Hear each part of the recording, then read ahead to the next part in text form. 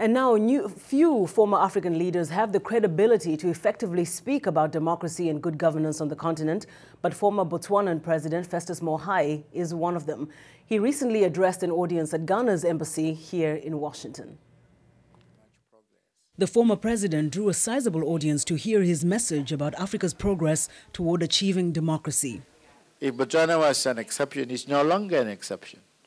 It is one of at least 20 African countries that are democratically governed. But Mr. Mogae said progress is often overshadowed by lawlessness, piracy off Somalia's coast, recent coups in several African countries. He said democracy is fragile and requires persistence.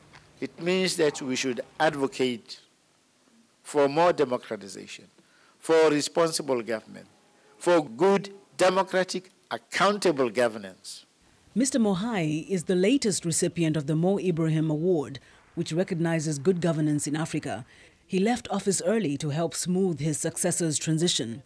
He said African leaders tend to overstay their welcome and encourages them to follow the examples of former presidents Nelson Mandela of South Africa, Julius Nyerere of Tanzania, and his own predecessor, Ketumile Masire, to leave office voluntarily. The temptation is that when people are still very popular, they are reluctant to leave.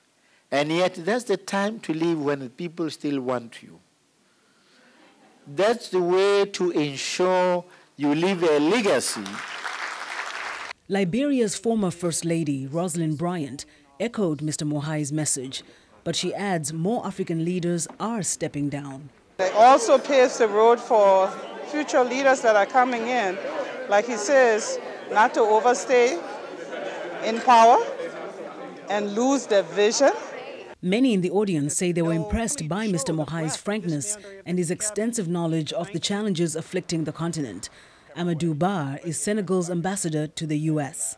I have always seen him as a man who was a Democrat, but I even respect him even more today than before. Ba said he was proud that Mr. Mogae recognized Senegal's long democratic history and the reasons for it. And he mentioned that it's not about the leadership now anymore. It's the people that give you the mandate, and it's the people also that will speak, regarding this. And I think we have that in Senegal. The people express their view, and then we have free press, we have vibrant civil society. Benedette Paulo is president of the Africa Society on the National Summit on Africa. It co-sponsored the event with Boston University, where Mr. Mogae is currently based. She says Mr. Mogae's message is refreshing and empowering. He's saying, this is your government. These leaders are here to serve the public. We have to do better, and you have to assist in that process. And I think for some people, that's almost a revolutionary idea. Paulo described Mr. Mogae as an exemplary leader, deserving of all the accolades he has received.